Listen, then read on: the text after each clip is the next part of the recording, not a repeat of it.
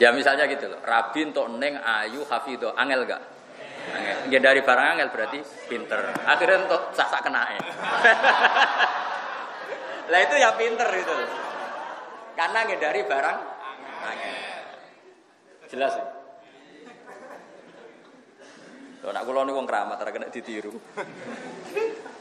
Saya itu dulu nggak pernah ingin cari istri, ini ijazah untuk Pak Haris, tapi sampai Rabiul saya gitu. Baru kanya ngaji saya terus sepayu Rabiul. Dulu saya itu nggak pernah terlintas untuk Neng itu nggak pernah.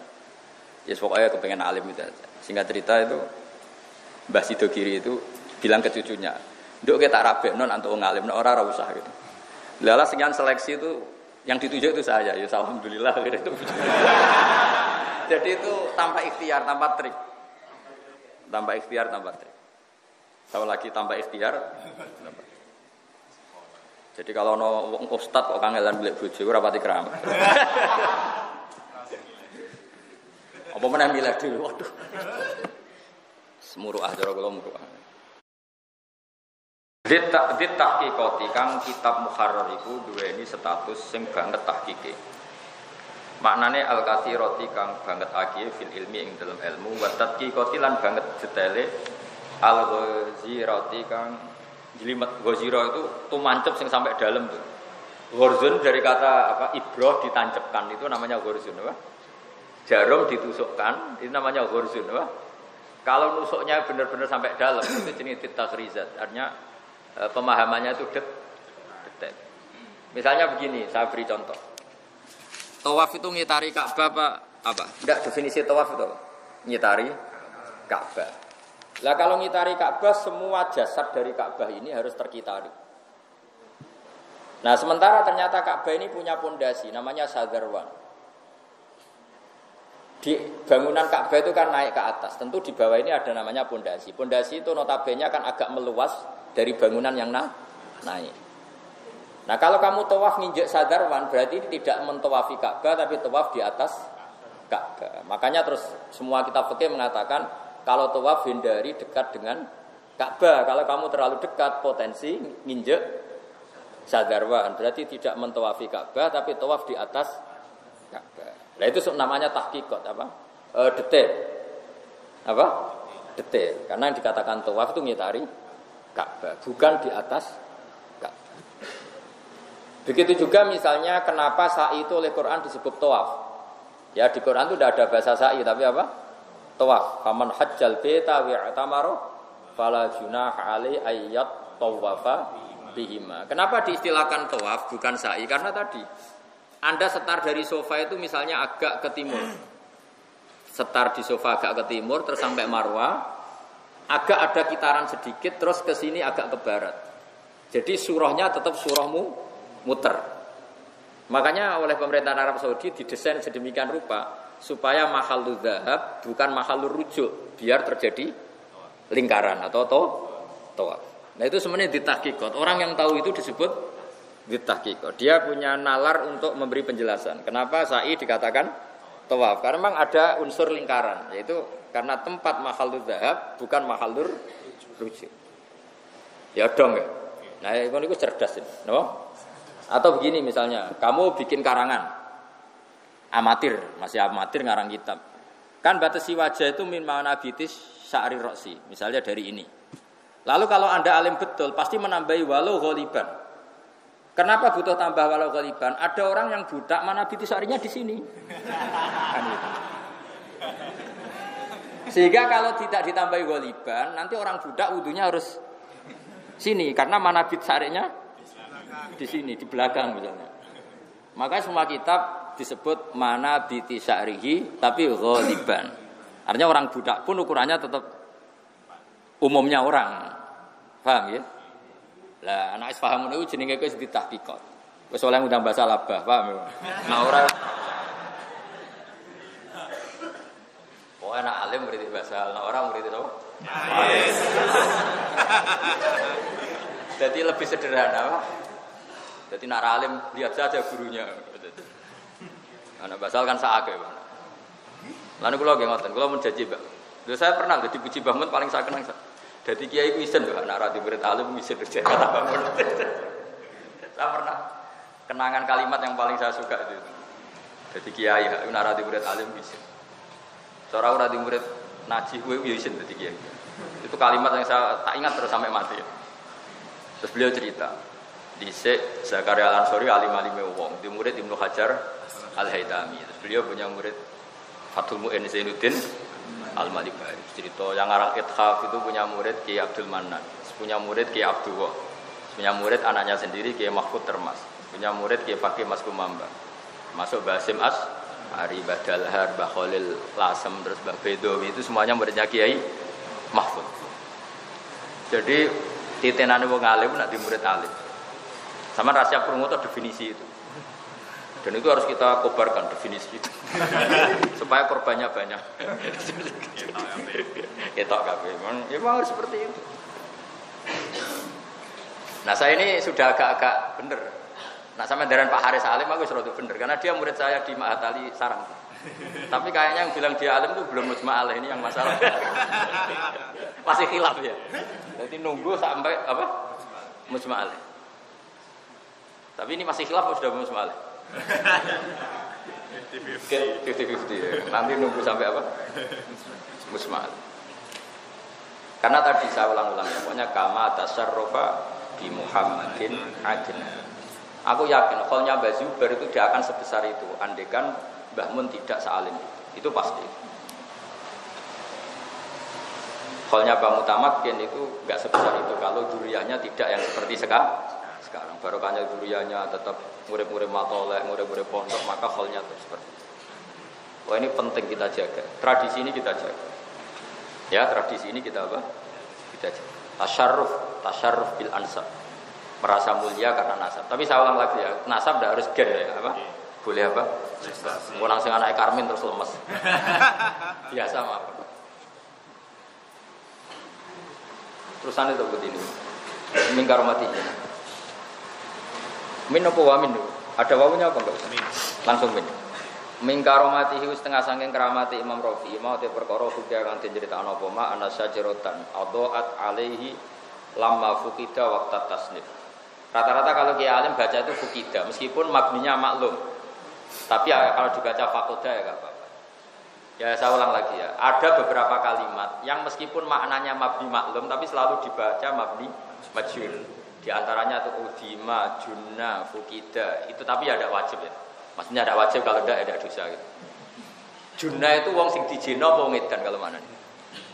Meskipun bacanya junna tapi ya tetap maknanya wong edan. Padahal maknanya mestinya kan di edanno. Padahal edan dhewe.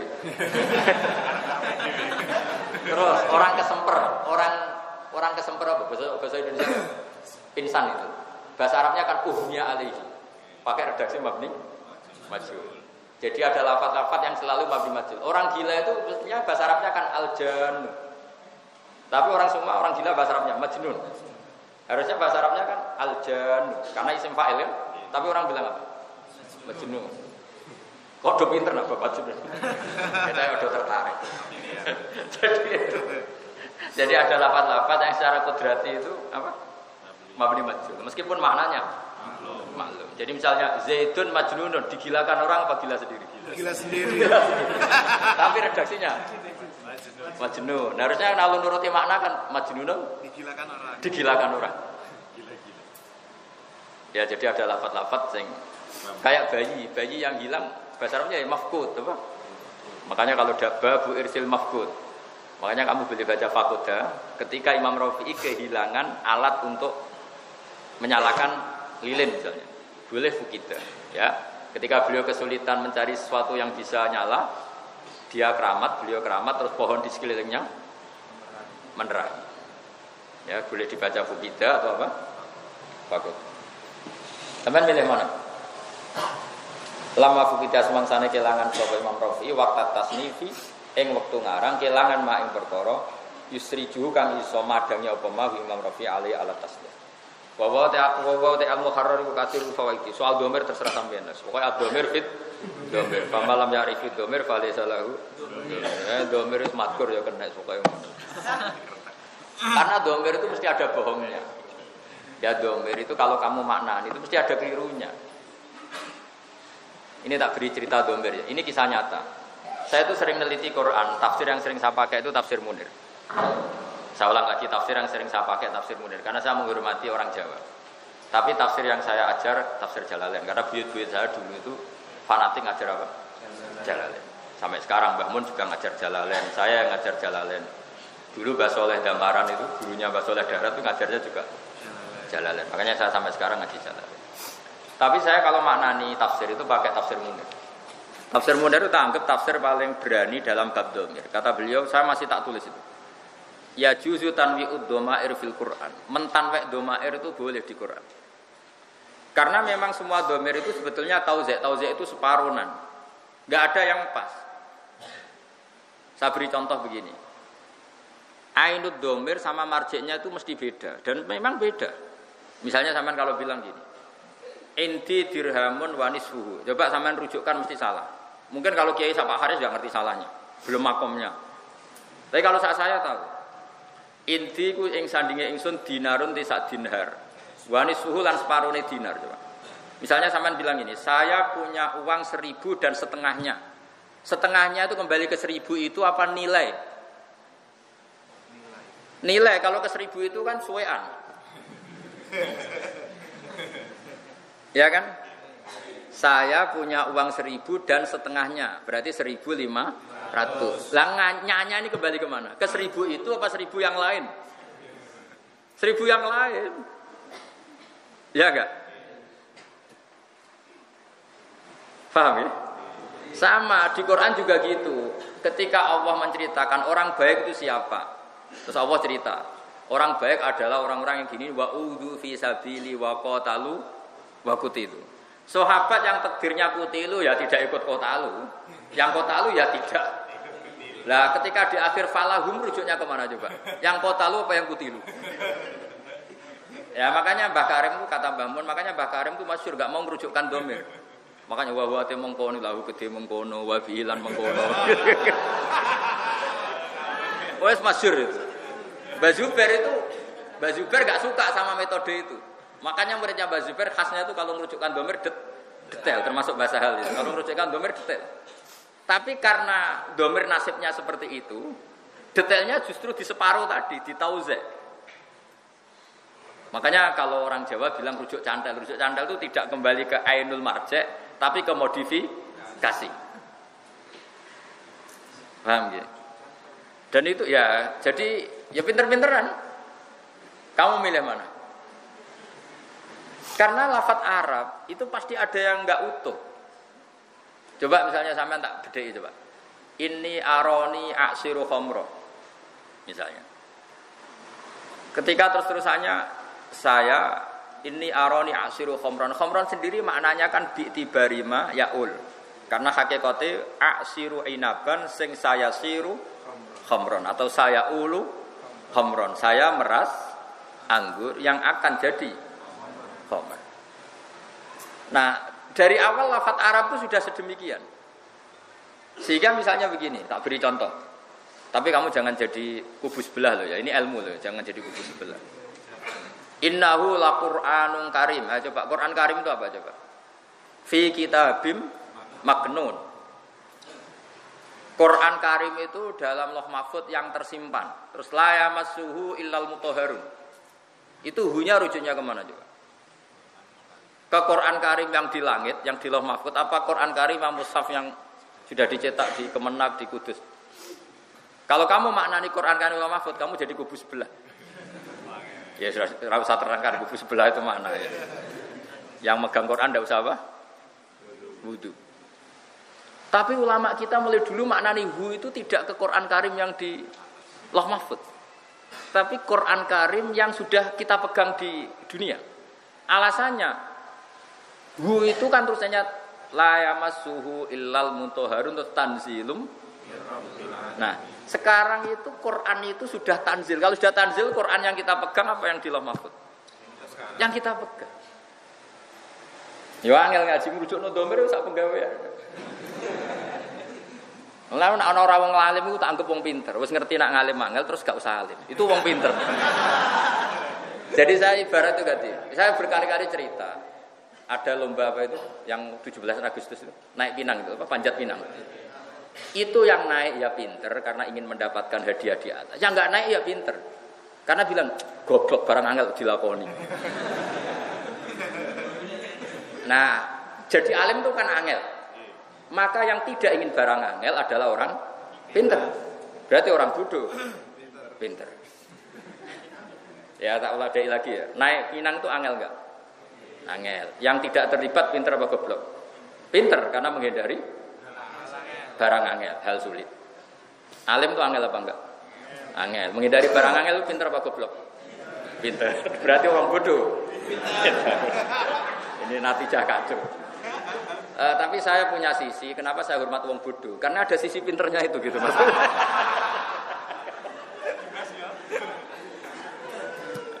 Ini ijazah agak hoax ini, tapi ya sudah lah, ini senam otak itu. Ya makanya ya sudah lah, nggak usah nanya orang bodoh, ya ada sisi pinternya. Ada sih. Ya misalnya gitu loh, Rabi untuk Neng Ayu Hafidho, angel gak? Angel. Ya dari barang angel berarti pinter. Akhirnya untuk sak kenae. Lah itu ya pinter itu. Karena dari barang angel. Jelas ya? Kalau nak kulo nih wong keramat, kena ditiru. Saya itu dulu nggak pernah ingin cari istri, ini ijazah untuk Pak Haris, tapi sampai Rabio saya gitu. Baru kanya ngaji saya terus supaya Rabio. Dulu saya itu nggak pernah terlintas untuk neng itu nggak pernah. Ya pokoknya kepengen alim itu aja. Singkat cerita itu Mbah Sido Kiri itu bilang ke cucunya, "Nduk kita rabe non untuk ngalim, non ora usah gitu." Lala sekian seleksi itu yang dituju itu saya, ya alhamdulillah gitu. Jadi itu tanpa ikhtiar, tanpa trik. Tanpa ikhtiar, tanpa trik. Tahu lagi tanpa ikhtiar. Jadi kalau no ustad kok kangelan golek bojo ora pati keramat. Apa meneh milih dulu, waduh. Semuruah cara kula muruah. Kalau terus nggih. Jadi domir itu seperti itu. Jadi makanya domir itu mulai dulu menyulitkan. Misalnya fahadha atau huwa al-hadir dihnan coba. Hadza mukhtasar misalnya. Hadza itu coba enggak ada rujuknya sebetulnya. Kitab yang belum dikarang akhirnya sarai bingung. Ayil hadir dihnan, yang hadir dalam khayalnya. Ya memang enggak ada rujuknya coba. Hadza itu wong belum terjadi kok dibilang hadza. Endi bah hadane? Ora ngono coba. Ya sudah akhirnya setiap kiai waktu ada ayil hadir zihnan itu kata. Ya jadi domir makanya Mbak Karim nggak mau merujukkan domir. Mbak Karim itu gurunya Mbah Mun, termasuk gurunya Mbah Mun Kiai Lirboyo. Mergo ad-domir fit domir. Famalam ya'rifid domir falaysa lahu. Terus santri yang goblok-goblok itu niru ngono. Bahwa te mongko niku lahu kote mongko. Nak takoki, kena apa anut mazhab Mbah Karim. Mbah Karime alim sing anut sing goblok. Tapi ada benarnya, memang sebaiknya domir itu tidak usah rujuk karena tadi beda. Ya coba ya kayak tadi. Yang kutilu itu kan sudah tidak bisa kotalu karena sudah dibunuh. Tentu tidak bisa kotalu. Tapi di Quran dijadikan satu yang kotalu maupun kutilu. Ya nggak masalah seperti itu. Apalagi apa ya? Ya pokoknya seperti itu. Kayak tadi contoh paling gampang tadi. Inti dirhamun wa nisfu. Saya punya 1 dirham atau 1 juta dan separuhnya. Separuh itu kan bukan dari 1 juta itu, tapi dari nilai 1 juta. Yang 1 juta apa saja dari 1 juta itu. Nah, itu jenis ad-domir, bid-domir. Apalagi bahasa Arab itu dari awal sudah menyulitkan kita. Misalnya mukhalliki naru'usakum coba, yang mencukur kepala. Yang dicukur tuh rambut apa kepalanya. Jadi bahasa Arab itu memang dari awal itu harus dianalisis pakai balaghah. Ya sudah memang seperti itu. Makanya wong alim yang angel tenan itu karena ya tidak belajar balaghah, belajar ini itu repot. Dan yang menghindari barang sulit itu orang pinter. Sudah tahu sulit kok diayai itu kan goblok. Ya kalau sulit ya harus dihin fal jahil alim karena menghindari barang apa? Sulit. Tapi ya goblok terus akhirnya goblok. Wa ta'al muharrar katsirul fawaidi wa akeh faedah, akeh pira-pira faedah umdatun terus dadi pegangan fi tahqiqil madhabi ing dalem nahqiqno madhab. matek se perkara dzaba kang bermadzhab ilahi marang sapa Asy-Syafi'i Imam Syafi'i wa ashabu lan pira-pira ashabu Syafi'i minal ahkami sing pira-pira hukum fil masaili ing dalam pira-pira masalah majazan hal dadi majaz min makani dzahab atau an makani dzahabi saking mestine panggonan lunga. Jadi misalnya gini ya. Saya kalau mau ke Jakarta berarti saya menuju Jakarta. Dzahabtu ila Jakarta. Harusnya madzhab itu untuk hal yang fisik apa? Tempat tujuan pergi itu namanya madhab. Dhahabtu ila Jakarta. Nah, dhahabtu ila madhab ilaihi Syafi'i. Jadi akhirnya ya dipakai. Ke Jakarta itu artinya apa? Menuju Jakarta. Berarti Jakarta menjadi tempat tuju. Ya sudah, madhab Syafi'i menjadi tempat tujuan kita. Jadi akhirnya dimajaskan. Terus mu'tamadun tur utai kitab muharrar dadi pegangan lil mufti kedhe wong sing ahli fatwa wa ghairihi lan yan mufti min ulir rohobati saking wong sing duweni seneng fikih ashabiyati sing duweni rohobat wa ya bi fathil ghaini lan fathaihin jam rohbatin bisukuniha tapi terus nanti di fathah semua karena fathah ada khaful harokat jadi mufradnya rohbah ya mufradnya apa rohbah tapi setelah jamak rohobat boni wa qatil tazamalan teman-teman nyanggupi sapa musannifu sapa wong sing aran kitab muharrar rahimahullahu taala ayanusa yen tengenas sapa sahibul muharrar fi masailil khilafi ing dalem pira-pira masalah khilaf oleh ngenas alama ing atare perkara sahah kang nase wa sapa mu'dzamul ashabi gede-gedene ashabu syafi'i fi masailil khilaf wa wafa lanuhoni sapa sahibul muharrar bi takhfifi wa wafa wa tasdid lan tasdid wa wafa oleh nyanggupi bima klan perkara iltazamahu kang nyanggupi sapa musannaf ku ing ma hasbamat tola alaihi sekirane ningali sapa musannaf ali ing atas ing fala yunafi mongko ora nafekno apa dalika istidraku ali atas fil mawadi al atiyah niki kritik Imam Nawawi Imam Rafi'i itu sudah sanggup akan mentasih mazhab yang kurang pas ya maksudnya sanggup itu ya kalau pas dia ingat kalau pada ingat ya enggak ya itu kan normal artinya gini yang namanya manusia itu kadang yang kata Imam Suyuti as-sokheh itu nanti cara Imam Nawawi tidak sokheh. Jadi nanti kitab ini jadi kitab ya seperti itu. Al-Asoh kada, cara Imam siapa?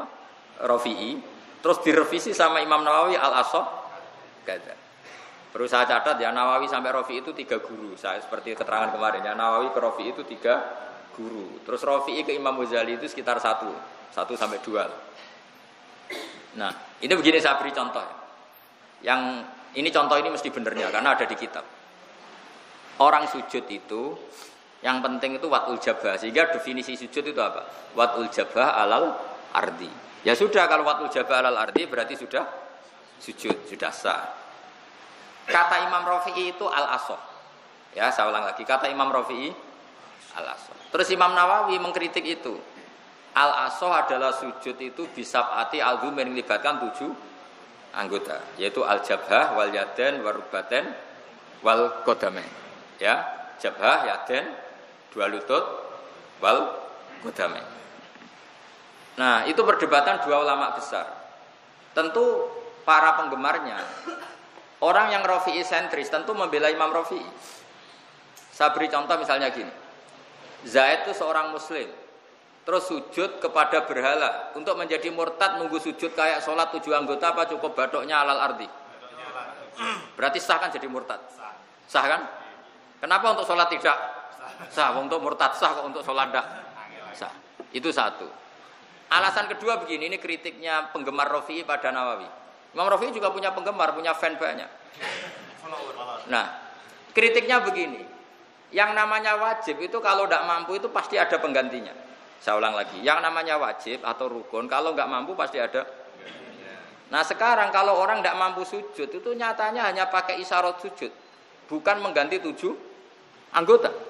Misalnya ada orang dengan kondisi fisik tertentu, dia sujud sudah tidak bisa watul jabah alal ardi karena misalnya terjepit uratnya atau sudah sepuh sekali. Itu dia sujud kan cukup jabahnya itu akhfadhu, misalnya lebih rendah. Jadi misalnya pas berdiri. Misalnya ada orang bungkuk berdiri sudah gini. Kalau rukuk usahakan lebih pendek. Kalau sujud sangat pendek. Butuh itu ada bedanya antara saat berdiri, saat rukuk, saat sujud. Saya ulang lagi ya. Ada orang yang sudah kudiro bongkok ya. Kalau rukuk gimana? Lebih pendek. Kalau sujud lebih pendek lagi. Andai kan 7 anggota itu wajib semua, maka pembongkokan ini harus 7 kali sebagai pengganti untuk 7 tadi. Karena di mana-mana barang wajib harus diganti. Ternyata gantinya hanya 1. Ya kalau penggantinya hanya 1 berarti yang wajib dalam sujud ya hanya 1 yaitu watul jabah alal ardi. Itu pikirannya Imam siapa? Rafi'i dan para penggem. Nah Imam Nawawi itu gak setuju teori itu. Ibadah orang ngono, ibadah orang ngutek nganggo riwayat. Nabi ngendikan umirtu an asjuda ala sab'ati azumin, saya diperintahkan sujud itu melibatkan 7 anggota yaitu jabhah, yaden, rukbaten, kodamen. Ya sudah ikut Nabi, kok akal-akalan. Itu dua ulama ini berdebat begitu. Meskipun nggak seperiode. Yang debat ya penggemarnya. Penggemarnya kan banyak. Saya punya kitab itu linear. Saya punya kitab Romli, Rafi'i dan penggemarnya. Saya punya kitab Nawawi, Al-Haytami dan penggemarnya. Makanya saya tahu 2 mazhab. Nah setelah saya cek di kitab indukan dari kitab itu semua kan kitab kitabnya Imam Syafi'i yang diriwayatkan Muzani. Sebenarnya Imam Syafi'i itu tidak ngarang kitab. Kitab itu rawinya itu Muzani terbanyak, bukan Buaiti terbanyak itu siapa?